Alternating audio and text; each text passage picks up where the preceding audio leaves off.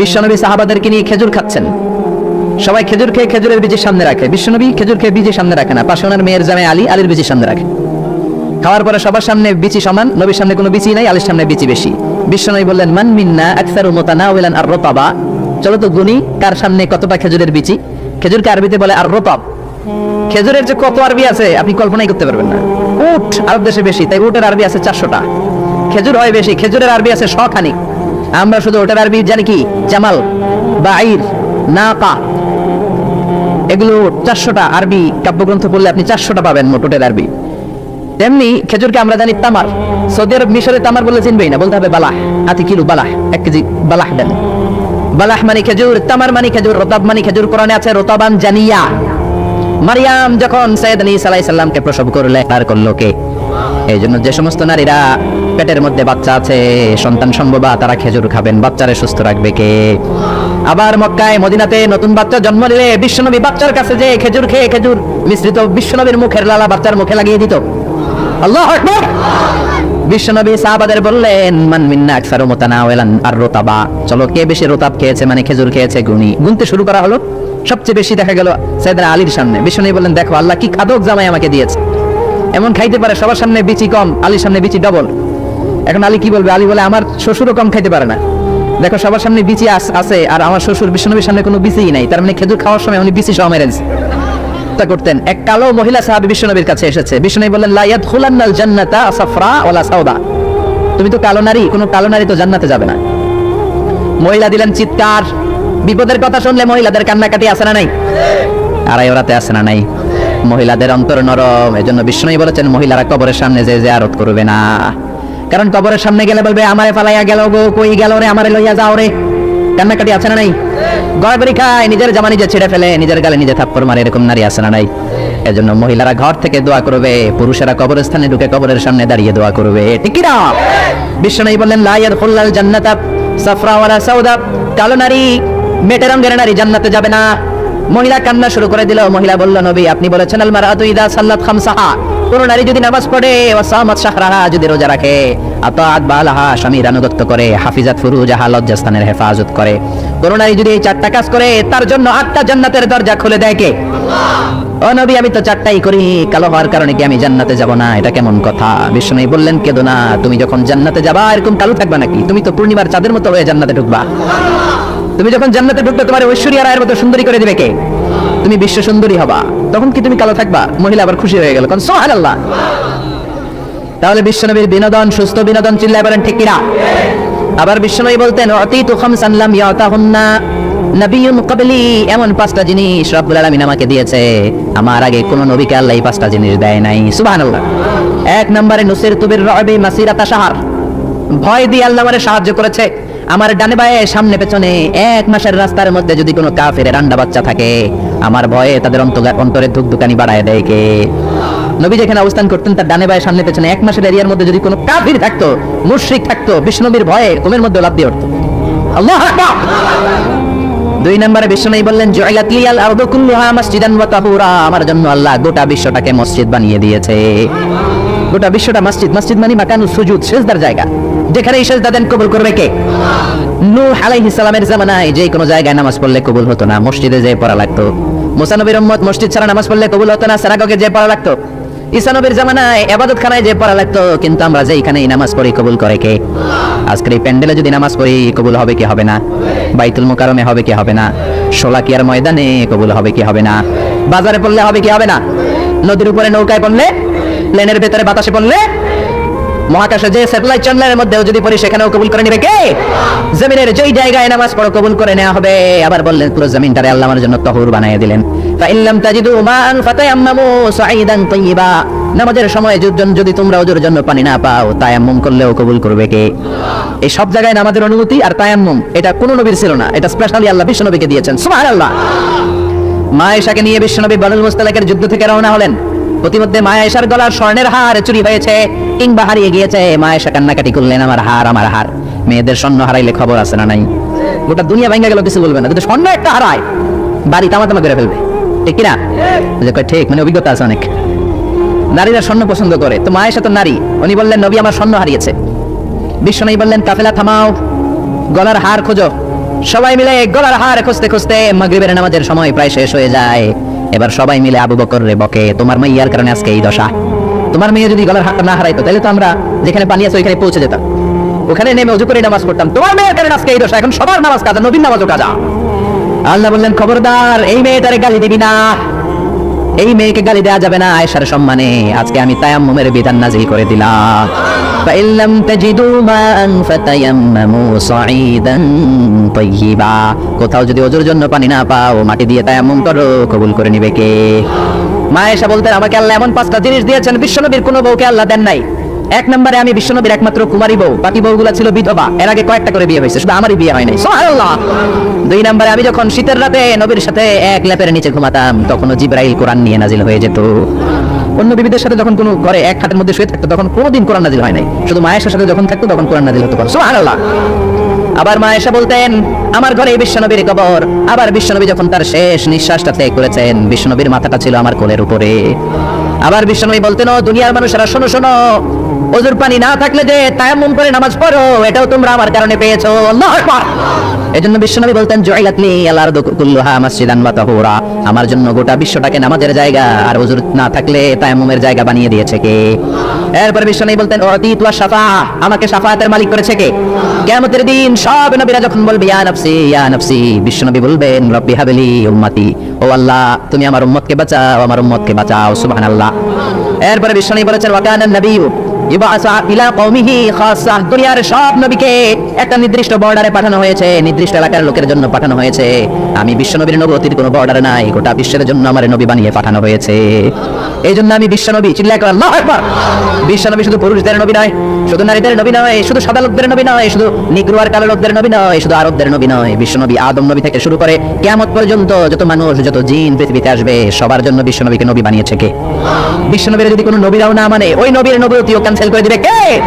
এজন্য আল্লাহ বললেন, মুহাম্মাদুর রাসূলুল্লাহি ওয়াল্লাযীনা মাআহু আশিদ্দাউ আলাল কুফফারি রুহামাউ বাইনাহুম।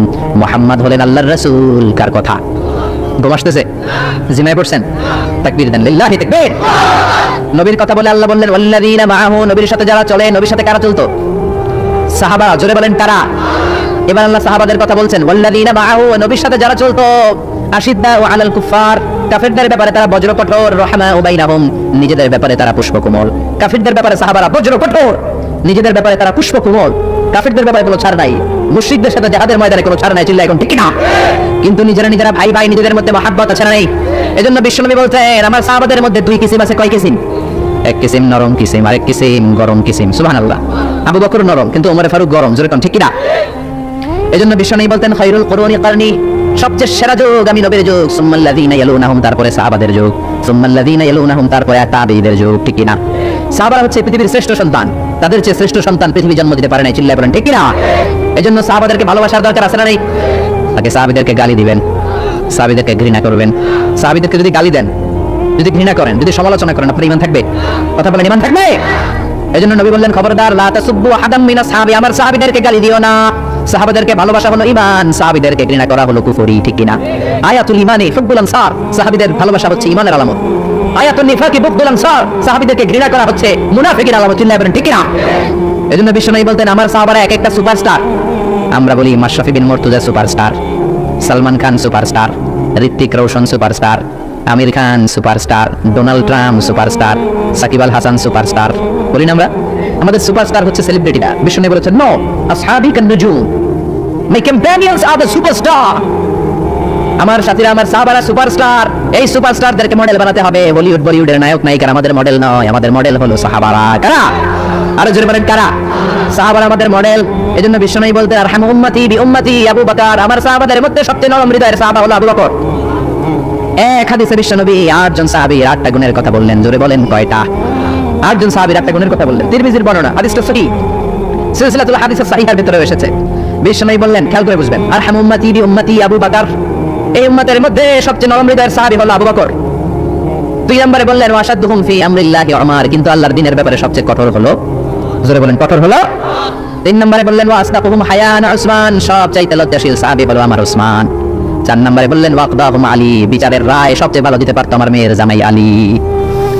5 নম্বরে বিশ্বনবী বলেছেন, ওয়া আকরাহুম লিকিতাবিল্লাহি উবাই ইবনে কাব, আল্লাহর এই কোরআনটা সবচাইতে সুন্দর করে যে সাহাবী পড়তে পারতো তার নাম হচ্ছে উবাই ইবনে কাব। আল্লাহু আকবার। ওয়া আ'লামুহুম বিল হালাল ওয়াল হারাম মুআয ইবনে জাবাল। হালাল হারামের ব্যাপারে সবচেয়ে বড় স্পেশালিস্ট সাহাবী ছিল মুআয ইবনে জাবাল। কোন সুবহানাল্লাহ। এরপর বিশ্বনবী বললেন ওয়া আফরাদুহুম যায়েদ, ফরায়েজের হিসাব জানে যায়েদ। আলা ইন্না লিকুল্লি উম্মাতিন আমিনুন ওয়া আমিনু হাযিহিল উম্মতি আবু উবাইদা ইবনুল জাররাহ। সব জাতির মধ্যে বিশ্বস্ত একজন লোক থাকে, আমার সাহাবীদের মধ্যে সবচেয়ে বিশ্বস্ত সাহাবী আবু উবাইদা ইবনুল জাররাহ। সুবহানাল্লাহ। জোরে কোন সুবহানাল্লাহ। কয় সাহাবীর কথা বললেন? আরো জোরে বলেন, মনে থাকবে। প্রথমে বললেন আরহামু উম্মতি বি উম্মতি আবু বকর, আমার উম্মতের মধ্যে সবচেয়ে দিল দরিয়া রহম দিল আবু বকর। এত নরম হৃদয়ের সাহাবা পুরো সাহাবী গোষ্ঠীর মধ্যে কেউ ছিল। বিশ্বনবীর হিজরতের সাথী, বিশ্বনবীকে সঙ্গ দিয়েছেন, ভালোবেসেছেন। বিশ্বনবী একদিন আবু বকরকে বললেন, আবু বকর হয়তো মক্কায় টিকা যাবে না, আমাদেরকে মদিনায় হিজরত করতে হবে। যেই দিন এই ইঙ্গিতটা বিশ্বনবী আবু বকরকে দিয়েছেন, ওই দিন থেকেই সাইয়েদনা আবু বকর হিজরতের জন্য রেডি। সুবহানাল্লাহ। যেদিন হিজরত করবেন সাহাবীদের চোখ ফাঁকি দিয়ে বিশ্বনবী আবু বকরের ঘরে গেলেন, ডাক দিলেন আসসালামু আলাইকা ইয়া আবু বকর। আবু বকর ঘরে আছো কিনা? ডাক দিতে দেরি, ব্যাগ নিয়ে আবু বকরের বের হতে দেরি হয় না। আল্লাহু আকবার। বিশ্বনবী বললেন আবু বকর, ডাক দিলাম, ব্যাগ নিয়ে রেডি হইলা, কখন ঘুমিয়েছো, কখন ঘুম থেকে উঠেছো, কখন হাত মুখ ধুইলা, কখন ফ্রেশ হইলা, কখন কাপড় গুছাইলা? আবু বকর বললেন নবী যখন বলেছেন হিজরতে আপনার সাথে আমার যাওয়া লাগবে, ওই দিন থেকে আজ পর্যন্ত আমি আবু বকর আমার পিঠটা আর বিছনাতে লাগাই নাই। ওই রাতে সাইয়েদনা আবু বকর যেই সওয়াব কামিয়েছেন, ওই সওয়াবটাকে যদি একটা পাল্লায় রাখা হয়, পৃথিবীর আমাদের সব সওয়াবগুলো যদি আরেক পাল্লায় রাখা হয়, ওই হিজরতের রাতের সওয়াবটা আবু বকরের যে সওয়াবটা, ওই আবু বকরের সওয়াবের পাল্লাটা মুহূর্তের মধ্যে ভারী হয়ে যাবে। সুবহানাল্লাহ। রাস্তে বলেন।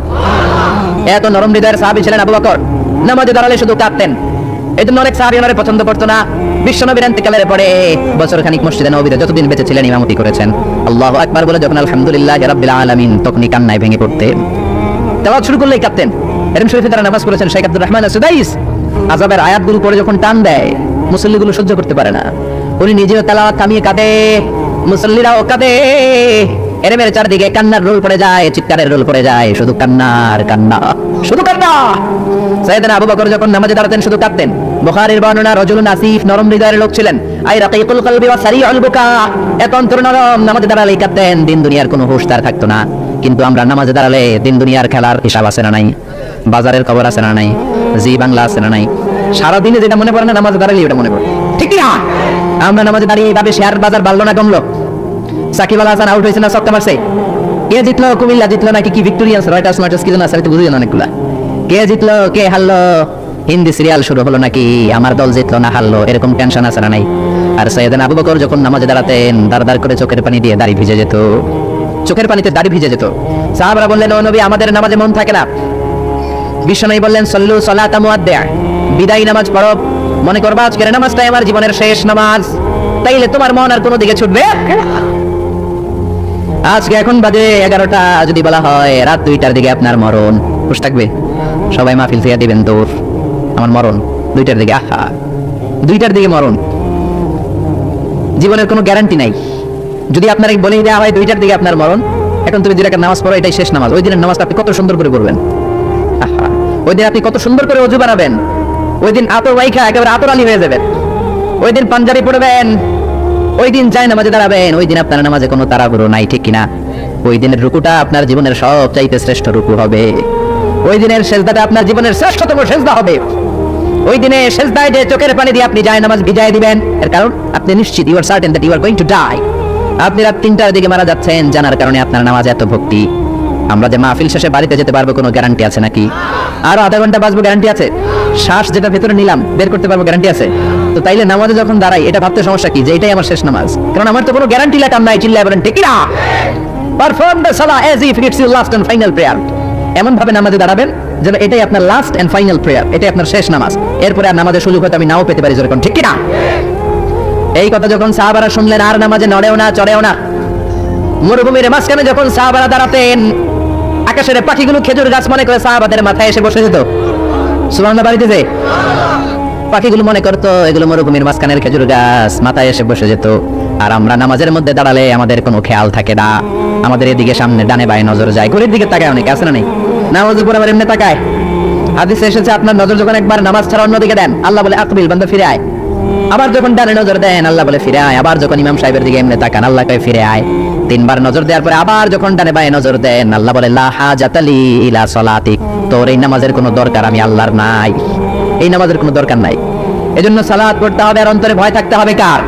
قد أفلح المؤمنون الذين هم في صلاتهم خاشعون। আবু বকর তাই করতেন, কানা রাজুল আসিফ, নামাজে দাঁড়ালে দরদর করে কেঁদে কেঁদে দাড়িগুলো ভিজায় দিতেন। আল্লাহু আকবার।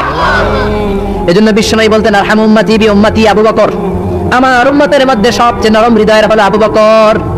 2 নম্বরে বিশ্বনবী বললেন ওয়াশাদ্দুহুম ফি আমরিল্লাহি ওমর, আর আল্লাহর দ্বীনের ব্যাপারে সবচেয়ে কঠোর সাহাবী হলো ওমর। সবচেয়ে কঠোর কে? এজন্য বিশ্বনবী বলতেন আমার পরে নবী নাই, আমার পরে কোনো রাসূল নাই, তবে কেউ যদি নবী হতো আমার ওমর নবী হতো। লা নবিয়্যা বাদি ওয়ালা রাসূলা, আমার পরে কোনো রাসূল নাই, কোনো নবী নাই, তবে লাউ কানা বাদি নাবিয়্যুন লাকানা ওমর, যদি নবী হওয়ার যোগ্যতা কারো থেকে থাকে আমার ওমরের আছে। প্রভু তুমি বলেছো রাসূল দেবে না, বলনি দেবে না ওমর, বলনি দেবে না হামজা তারিক, খালিদ বিজয়ী সমর। প্রভু তুমি বলেছো রাসূল দেবে না। আল্লাহু আকবার। এই ওমরের মতো যদি লাঠির বাড়ি দেওয়া যেত, উনি নামাজেও লাঠি নিয়ে দাঁড়াতেন। আমাদের ইমাম সাহেবরা কিবলামুখী, আর পিছন থেকে একামত দেয় আল্লাহু আকবার আল্লাহু আকবার, আশহাদু আল্লা ইলাহা ইল্লাল্লাহ, আশহাদু আন্না মুহাম্মাদার রাসূলুল্লাহ, হাইয়া আলাস সালাতি হাইয়া আলাল ফালাহ, قد قامت الصلاة قد قامت الصلاة، الله أكبر الله أكبر لا إله إلا الله, الله أكبر। সৌদি স্টাইলে একটু একামত শোনাই দিলাম, আমরা তো 2 বাক্যে বলি, এটা 1 বাক্যেই বলে। ইমাম সাহেব কিবলামুখী হয়ে দাঁড়ায় আর মুয়াজ্জিন একামত দেয়। ওমরের সুন্নাত, বিশ্বনবীর সুন্নাত এটা ছিল না। ওমরে ফারুক মুসল্লিদের দিকে হয়ে দাঁড়াতেন। ওমরে ফারুকের হাতে থাকতো একটা লাঠি, যার কাতার বাঁকা লাঠির দিয়ে পায়ের উপরে বাড়ি আছে না নাই, এইরকম বাড়ি মেরে মেরে যদি সোজা করা যেত কাতার গ্যাপ থাকতো না। বিশ্বনবী বলতেন ওয়াসাদ্দুল খালাল, হাযু বাইনাল মানাকিবি ওয়াল আকদাম, এইটার সাথে ওইটা মিলাও। এই সাহাবী তার কাঁধের সাথে এই সাহাবীর কাঁধ মেলাতো, এই সাহাবীর কাঁধের সাথে এই সাহাবীর কাঁধ মেলাতো, এই সাহাবীর ডান পায়ের সাথে ওই সাহাবীর বাম পা, এই সাহাবীর বাম পায়ের সাথে ওই সাহাবীর ডান পা। দুনিয়া নম্বর সুস, সীসা ঢালা প্রাচীরের মতো। নবীর কেউ অ্যাটাক করতে আসলেও যেন আধা ঘন্টা লাগে এই প্রাচীর ভাঙ্গা আসতে, জোরে কোন ঠিক কি না? এই জন্য সাহাবীদের জামা সবার আগে এদিক দিয়ে শিখতো, ধাক্কাধাক্কির কারণে নামাজে টাইট হয়ে তারা দাঁড়াতো। সাইয়েদনা ওমর ফারুক লাঠি দিয়ে কাতার সোজা করে দিতেন, কারো যদি কাতার বাঁকা হতো লাঠি দিয়ে মারতেন, এই সোজা করো।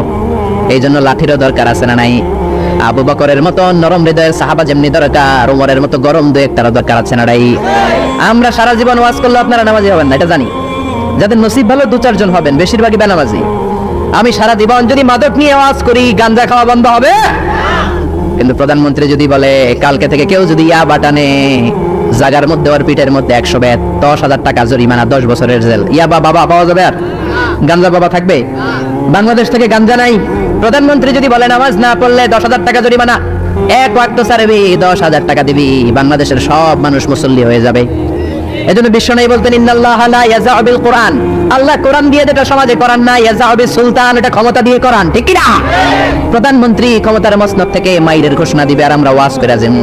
ওয়াজ আর মাইরের সমন্বয়ে ইসলাম কায়েম করবে কে? শুধু ওয়াজ দিয়ে ইসলাম কায়েম হবে? ওমর ফারুক তাই করতেন, লাঠি দিতেন, লাঠি দিয়ে সোজা করে দিতেন। এজন্য শয়তান ওনারে ভয় পেত। বিশ্বনবী বলেন ওয়াল্লাযী নাফসি বিয়াদি, যে আল্লাহর হাতে আমার আত্মা, ওমর ওই আল্লাহর কসম করে বলি, মা সালাকা আশ-শাইতানু সালিকান ফাজ্জান ইল্লা সালাকা ফাজ্জান গায়রা ফাজ্জিক, তোমার যদি ইবলিস কোন রাস্তা দিয়ে আসতে দেখে, ইবলিসের বাতার কিরা, ইবলিস ওই রাস্তা থুইয়া আরেক রাস্তা দিয়ে হাঁটে। ওমর তোমার যদি শয়তান দেখে তুমি এই দিক দিয়ে আসো, শয়তান জীবনও এই রাস্তা দিয়ে চলবে না, আরেক রাস্তা দিয়ে শয়তান দেয় দৌড়। ও মিয়া, যেই লোকরে শয়তান ডরায় ওই লোকের ঈমানটা কেমন ছিল জোরে বলে আল্লাহু আকবার। মুনাফিকের বাচ্চারা ভয় পেত ওমর ফারুককে, জমের ভয়। এমনকি বিশ্বনবীর বিবিরাও ভয় পেত। বিশ্বনবীর বিবিরা মাঝে মাঝে নবীরে ধরতো, ও নবী আমার এইটা লাগবে ওইটা লাগবে। বিশ্বনবী বললেন লাগবে লাগবে, বললে তালাক দিয়ে দিব, যাও তালাক দিয়ে দেবো। ধনী সাহাবীর কাছে যে বিয়ে বসো, আমি নবীর কাছে থাকলে এইভাবেই থাকতে হবে। কিন্তু বিবিরাও ছাড়ার পাত্র না। সব বিবিরা একবার বিশ্বনবীরে ধরলেন, ধরে বলে ও নবী, আয়েশার বাড়িতে যেদিন থাকেন ওই দিন সাহাবীরা বেশি বেশি হাদিয়া পাঠায় কেন? আমাদের ঘরে যেই দিন থাকেন হাদিয়া পাঠায় না কেন? আচ্ছা, ইমাম সাহেবের বাড়িতে কে হাদিয়া পাঠাবে, কি গিফট দিবে তার, এটা কি উনার বিষয়? যিনি দিবে এটা উনার বিষয়, ঠিক কি না? বিবিরা বললেন আমাদের ঘরেও যেন হাদিয়া পাঠায়, আপনি মসজিদে এলান দিয়ে দিয়েন। বিশ্বনবী কয় আমি পারুন না, বিবিরা কয় পারতেই হবে। বিশ্বনবী বললেন না না, আমি এই কথা মসজিদে বলতে পারবো না। বিবিরা বললেন আপনি বলতেই হবে। ইন দা মিন টাইম দরজার বাইরে থেকে কে যেন সালাম দিল, আসসালামু আলাইকুম ওয়া রাহমাতুল্লাহ। বিশ্বনবী বললেন ওয়া আলাইকুম আসসালাম। বিশ্বনবী বুঝলেন সালাম তার কারণ না, এটা ওমরের সালাম। বিশ্বনবী সালামের উত্তর দিয়া বিবিদের দিকে তাকায় দেখে একটা বিবিও নাই, সব অন্দর মহলে দৌড়। সুবহানাল্লাহ কইবেন না? এই ভয়টা কিন্তু আবার ডাকাত দেখলে যেই ভয় ওইটা না, এটাকে আরবিতে বলে হাইবাত। হাইবাত ওমর, ওমরের হাইবাত এমন ছিল, শয়তান ভয় পেত, মুনাফিকরা জমের মতো ভয় পেত। আমাদের মা উম্মুল মুমিনিন বিশ্বনবীর বিবিরা ওমরের কে ভয় পেত। সুবহানাল্লাহ। আমরা বাচ্চারা যদি না খায়, খেতে চায় না, আমার এক মেয়ে ছোট্ট খেতে চায় না, গল্প বলে খাওয়াই, আমি এদিক দিয়ে খাওয়াইলে ওদিকে দৌড়, এদিক দিয়ে ধরলে ওদিকে দৌড়। আপনাদের ছেলে মেয়েদের একই অবস্থা, বাচ্চারা খেতে চায় না, ঘুমাতে চায় না। তখন আমরা বলি ঘুমা না হলে বাঘ আসবে, বাঘ, বিড়াল আসবে, বিড়াল। আপনারা কি কন? আরে ওরাতে হ্যাঁ বিলাই, বিলাই আইব, কুত্তা আইব। আমরা বলি কুকুর আসবে, বিড়াল আসবে, ঘুমাও ঘুমাও। বাচ্চারা তখন ভয়ে ঘুমায়। ওমর ফারুক যখন মদিনার গভর্নর, মদিনার প্রেসিডেন্ট, মদিনার মায়েরা বিড়াল আর বাঘের ভয় দেখাতো না। বাচ্চারা যখন মদিনাতে খেতে চাইতো না, ঘুমাতে চাইতো না, মদিনার মায়েরা বলতো তাড়াতাড়ি ঘুমা, ওই যে ওমর আসতেছে, ওমর। চিৎকার করে পড়েন আল্লাহু আকবার। সবার জন্য সমান নীতি। 10 বছরে গোটা বিশ্বের অর্ধেক ক্যাপচার, পৃথিবীর অর্ধেকটা ক্যাপচার করলেন সাইয়েদনা ওমর। নিজ হাতে পিটিয়ে নিজের ছেলেকে বেহুশ করেছেন, আরেক বর্ণনায় আছে পিটিয়ে ছেলেটাকে নিহত করেছেন। যদি বর্ণনাটা দাইফ, কিন্তু আমাদের জন্য শিক্ষা আছে বর্ণনায়। হঠাৎ একবার ঘরে ঢুকলেন, ওই ছেলের নাম ছিল আবু শাহমা, মূল নাম আব্দুর রহমান। ওনার বিখ্যাত যে ছেলে আব্দুল্লাহ ইবনে ওমর, উনি আরেকজন। আরেক ছেলে ছিল আব্দুর রহমান মারুফুন বিআবি শাহমা, সবাই তারা ডাকতো আবু শাহমা বলে। একদিন ঘরে ঢুকে দেখে মদের গন্ধ পাওয়া যায়। আবু শাহমারে বললেন, ইয়া আবা শাহমা আশারিবতা খামরান, মদ খাইছস? কয় না আব্বা, শারিবতু নাবিজান, নাবিজ খেয়েছি। খেয়াল রাখবেন, মদ হারাম, মদ খেলে আসিবেন, কিন্তু নাবিজ খাওয়া হালাল। নাবিজ হচ্ছে আরব দেশেরা খায়, সাদা দুধের মধ্যে রাতে শক্ত খুরমা যদি 5টা ফেলে রাখেন, সকালে ওইটা দেখবেন দুধের রং আর সাদা নাই, খুরমার রস টেনে দুধটা লাল হয়ে গেছে। এটা খেলে স্বাস্থ্যের জন্য আরব দেশে খুব ভালো, কিন্তু এটা রাতে ভিজাইলে সকালেই খাইতে হবে। এটা যদি 3 দিন রেখে দেন, 4 দিন রেখে দেন, এটা তারির মতো মদ হয়ে যাবে, মাতলামি হবে, খাওয়া যাবে না। ওমরের ছেলে ওই মজাটা নেওয়ার জন্য 4 দিন ভিজায় রাখছে, তারপরে নাবিজ নামক মদ খেয়েছে। ওমর বললেন, মদ খাইছস নাকি? আবু শাহমা বলে, খাই নাই। ওমর বললেন, তাআলা ইলা এদিকে, ইফতাহ ফামাক, মুখ খোলো। মুখ খোলার পরে গন্ধ নিয়ে দেখে নাবিজ মাখানো মদের গন্ধ পাওয়া যায়। কোনো কথা নাই, কলারটা ধরলেন, টানতে টানতে মসজিদে নববীর বারান্দার পিলারে নিয়ে বাঁধলেন। জোরে আজান হলো, নামাজ পড়লেন, নামাজের পরে সালাম ফিরালেন। সালাম ফিরানোর পরে বললেন, মাকানাকুম ইনদানা হাদ। নামাজের পরে সুন্নত পরে সবাই বসবেন, একটা বিচার আছে।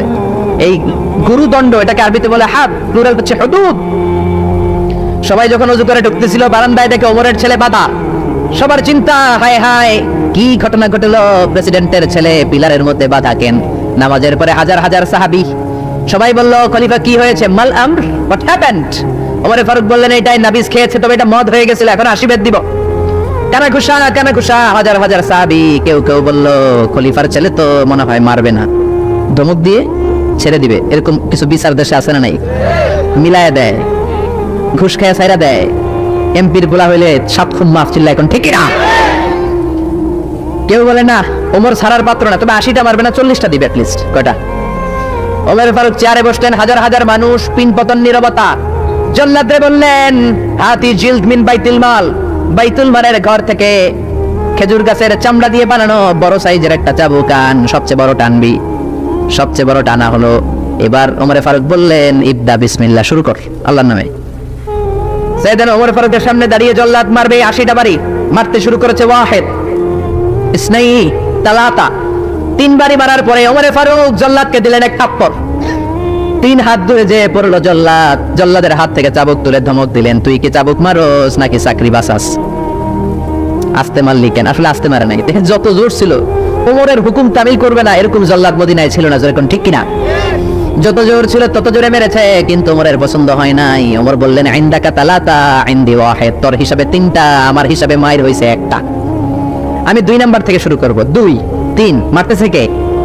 মদিনাতে উনারসে পালোয়ান আর কেউ নাই। এক একটা বাড়ির আঘাতে ওমরের ছেলে আবু শাহমা চিৎকার করে কাঁদে। এক একটা বাড়িতে চামড়া ছিঁড়ে যায়, রক্তগুলো ছোপ ছোপ করে নববীর দেয়ালের মধ্যে লাগে। ছোট্ট ছেলেটা ডেকে বলে, আব্বা আমারে মাফ করে দাও, আর জীবনে মদ খাবো না। সাইয়েদনা ওমরের পাষাণ হৃদয় নরম হয় না, কারণ আসাদুহুম ফি আমরিল্লাহি ওমর, আল্লাহর দিনের ব্যাপারে সবচেয়ে কড়া, কোনো ছাড় নাই। এক একটা চাবুক মারে, লোকজন কেঁপে কেঁপে ওঠে। 10টা-15টা মারার পরে ছেলে বেহুশ, পানি দেওয়ার পরে আবার হুশ, আবার মারা শুরু করা হলো। 30টা মারার পরে আবার বেহুশ। এইবার আবু শাহামার মা ওমরের বউ এসে ওমরের পা ধরে ডেকে বলে, ওমর তোমার পায়ে ধরে ক্ষমা চাই, আমার কলিজার টুকরা বাজানটারে তুমি মেরে দিও না। 80টা বেত মারতে হবে, মেরেছো 30টা, আরো মারবা 50টা। যাও ওমর, প্রতিটা বেতের বাড়ির বিনিময়ে আমি আবু শাহামার মা একটা করে ওট আল্লাহর রাস্তায় সদকা করে দেব। ওমর বলে, না আবু শাহামার মা, এটা আল্লাহর আইন, গোটা দুনিয়াটা দিলেও একটা চাবুকের বাড়ি থেকে ওরা কেউ বাঁচাতে পারবে না। মারতে লাগলেন, আবার পানি দিয়ে আবার হুশ। ওমরের বাড়ি যে খেয়েছে সে বুঝেছে 50টা বাড়ি মারার পরে আবু শাহামা দুনিয়া থেকে শেষ। রাগে ওমর গড়গড় করছেন, বললেন এই বেয়াদবটারে গোসল করা, জানাজা দে, কবর দে। কবর দেওয়ার পরে কবর উপরে মারা শুরু করছে 51, 52, 53, 80টা চাবুক মারার পরে আল্লাহরে ডেকে বলে, আল্লাহ আমার ছেলে হওয়ার কারণে কোনো পার্সিয়ালিটি করি নাই, বিচারে 2 নাম্বারই করি নাই। 80টা গুনে গুনে বেত মেরেছি, দেহে যত শক্তি ছিল ততগুলো মেরেছি। কিয়ামতের ময়দানে জালিম ওমর বলে, তুমি কিন্তু আমারে ডাকতে পারবা না আল্লাহ, জালিমদের কাতারে আমারে উঠাতে পারবা না, আমারে জালিম বলতে পারবা না। ওইরকম ওমরের দরকার আছে না নাই? ওই ওমরের লাঠির বাড়ি যদি থাকতো দেশটারে মদিনা বানায় দিত কে? চোরদের হাত যদি কাটা যেত দেশটারে সুন্দর করতো কে?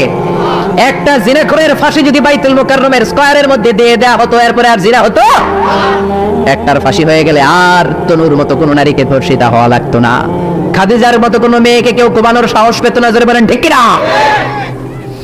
একটা চোরের হাত জুমার নামাজের পরে বাইতুল মুকাররমের স্কয়ারের সামনে যদি কেটে দেয়া হয়, আর কোনো চোর পাওয়া যাবে নাকি? জোরে বলেন। তবে আমচোর, জামচোর, কলাচোর ওই চোর না, যেই চোরগুলো বড় বড় জিনিস চুরি করে, ব্যাংক চুরি করে, দেশের টাকা চুরি করে, এক কলমের খোঁচায় 1000 কোটি টাকা চুরি করে, ওই চোরদের হাত কাটতে হবে। শেয়ার বাজার খায়া ফেলায়, হলমার্ক খায়া ফেলায়, দেশের টাকা খায়া ফেলায়, সুইজারল্যান্ডে সব টাকা পাঠায়, এরকম বড় বড় চোর আছে না নাই? ইসলামী বিচার যদি শুরু হয়, আগে বড় চোরদের বিচার দিয়ে শুরু হবে। চিল্লায় বলেন ঠিক কিনা? এজন্য বিশ্বনবী বলতেন, আসাদুহুম ফি আমরিল্লাহি ওমর, আল্লাহর বিধান বাস্তবায়নে সবচেয়ে কঠোর ছিল ওমর। এক নারী এসে বলল, ওমরে ফারুক, আমার স্বামী আমারে তালাক দিয়েছে 100টা। কয়টা? শুনতেছেন? একটু জিমাই গেলেন মনে হয়। আমার স্বামী আমাকে 100 তালাক দিয়েছে। কয় তালাক? আসলে দিতে হবে কয় তালাক? তাও একটা একটা করে, ঠিক কিনা? ওমরে ফারুক ডেকে আনলেন, স্বামীরা আনলেন, বউরা আনলেন। ও স্বামী, কয় তালাক দিছো? কয় 100টা দিছি। ওমরে ফারুক বললেন, তালাক হচ্ছে মিন শাআইরিল্লাহ, এটা আল্লাহর নিদর্শন, আল্লাহর নিদর্শন নিয়ে ফাজলামি করার অনুমতি তোরে দিছে কে? 3 তালাকে তোর বউ তালাক, বাকি 97 তালাক তোর পিঠের উপরে পড়বে। সুবহানাল্লাহ বাড়িতে যে বউরে 100 তালাক দিছে এক ডাকায়। ওমর ফারুক বললেন, 3 তালাকে তোর বউ তালাক, বাকি 97 তালাক তোর পিঠে। এজন্য লাঠির দরকার আছে না নাই? পৃথিবীর কেউ রুহু বানাতে পারে, বিজ্ঞানীরা প্লেন বানাতে পারে, কম্পিউটার বানাতে পারে, হেলিকপ্টার বানাতে পারে, কিন্তু গোটা বিশ্বে সব সায়েন্টিস্টরা একসাথে বসে কি একটা অণু বানাতে পারবে? يسألونك عن الروح قل الروح من أمر ربي وما أوتيتم من العلم إلا قليلا। ও নবী, ওরা আপনাকে রূহের ব্যাপারে জিজ্ঞেস করে, আপনি বলে দেন রূহটা কার অর্ডার? আল্লাহর অর্ডারে রূহটা মানুষের দেহের ভেতরে ঢুকে যায়, আল্লাহর অর্ডারে বের হয়ে যায়। সুবহানাল্লাহ। আমরা যখন মায়ের পেটের ভেতরে ছোট্ট ছিলাম, আমাদের বয়স যখন 120 দিন, তখন হাতের পেনে রূহ দিছে কে? কয়দিন বয়সে রূহ পাইছিলাম বলেন তো? 140। প্রথম 40-এ ছিলাম নতফা, তারপর 40-এ ছিলাম আলাকা, তারপর 40-এ হয়েছি মুদগা, স্পার্ক ড্রপ, ব্লাড ক্লট, আর ফাইনালি দ্য লিডার ফ্ল্যাশ। ছোট্ট নাপাক পানি, কত ক্ষুদ্রতে ছিলাম, ছোট্টতে ছিলাম, তার হিসাব নেই। আপনি একটা শুক্র ছিলাম, আমরা ছিলাম একটা শুক্রে অণু। 1 ফোঁটা শুক্রের ভেতরে 20 কোটি অণু থাকে, একটা অণু ছিলাম আমি, একটা অণু ছিলেন আপনি। আমরা একটা ডিম্ব ছিলাম, আমরা ছিলাম ডিম্বের অণু। সুবহানাল্লাহ। সেখান থেকে আল্লাহ মিলিয়ে আমাদেরকে বানালেন নুতফাতুন আমশাজ, যেটাকে বলে জাইগোট। তারপরে আমরা ইমব্রয়ো, ব্যাঙ্গাচি, ব্যাঙের বাচ্চার মতো, জোকের মতো মায়ের জয়ের দেয়ালে লেগেছিলাম। 120 দিন সময় শেষে তখন আল্লাহ আমার দেহের ভিতরে রুহের ফুৎকার দিলেন, আর রুহের ফুৎকার দেওয়ার সাথে সাথে আমার হার্টবিট, আমার ফুসফুস চলতে শুরু করছে। যে ধপ ধপ ধপ আছে নাই? সিস্টলিক ডায়াস্টলিক বলে, হ্যাঁ, অনিন্দ নীল হয়। ওই যে ধপ ধপ শুরু হয়েছে, আজও চলতেছে। 1 সেকেন্ডের জন্য যদি ধপ বন্ধ হয়ে যায়, বাঁচা যাবে? আইনের মানুষ রঙিন ফানুষ দম ফোরাইনে, তবু তো ভাই কারণই না একটুখানি। আইরে মানুষ রঙিন ফানুষ, রঙিন ফানুষ রে মানুষ, ঠিক কিনা? এক সেকেন্ডের নাই ভরসা, বন্ধ হবে রং তামাশা, চক্ষু বুঝিলে হায় রে দম ফুরাইলে। কে গেছিল? ফিরোজ শাহ। এই গানটা ফিরোজ শাহ স্টেজে গাইতে গাইতে মারা গেছিল, জানেন? এই গানটা গাইতে গাইতে সে বিদায় নিয়েছে। জীবন আর মরণের মাঝখানে আছে রোগ, মানুষ সব বানাতে পারে কিন্তু রঘু বানাতে পারে। আপনার সামনে একবার দাদা মারা গেছে, সবাই দেখলে কথা বলতে, হঠাৎ নাই রঘুটা কোন দিকে যে উড়া দিল দেখা যায়। রঘুটা আর কি কেউ জানি? এই রঘু আবিষ্কারের জন্য গোটা বিশ্বব্যাপী কত যে আবিষ্কার, মৃত ব্যক্তিদের নিয়ে, মুমূর্ষুদের নিয়ে গবেষণা। বুলেট প্রুফ গ্লাসের ভিতরে রেখে রেখে বিজ্ঞানীরা গবেষণা করেছে, দেখি বুলেট প্রুফের গ্লাস বানাইলে তারা ভাবছে রঘু মনে আর দৌড় দিতে পারবে না, গ্লাসের ভিতরেই থাক। পরে দেখে না, রঘু তো আটকানো যায় না। এবং তারা মুমূর্ষু রোগীদেরকে এনে এই গ্লাসের ভিতরে ঢুকায় ওজন দেয়। কোন রোগীর ওজন দিয়ে দেখছে মরার আগে তার ওজন ছিল 70 কেজি, পরে মাছ খোলার পরে লোকটা মরে গেল, পরে দেখে ওজন 2 কেজি কমে গেছে 68 কেজি। খুব খুশি, আগে ছিল 70, মরার পরে 2 কেজি কমছে, তার মানে যেটা উড়াত দিয়েছে মানে 2 কেজি উড়ে গেল, ওইটাই রোগ। কিন্তু বিজ্ঞানীদের পদ্ধতি হচ্ছে একটা মডিউলের উপরে তারা বেস করে দেয়, couldn't jump to the conclusion, তারা সিদ্ধান্তে যায় না।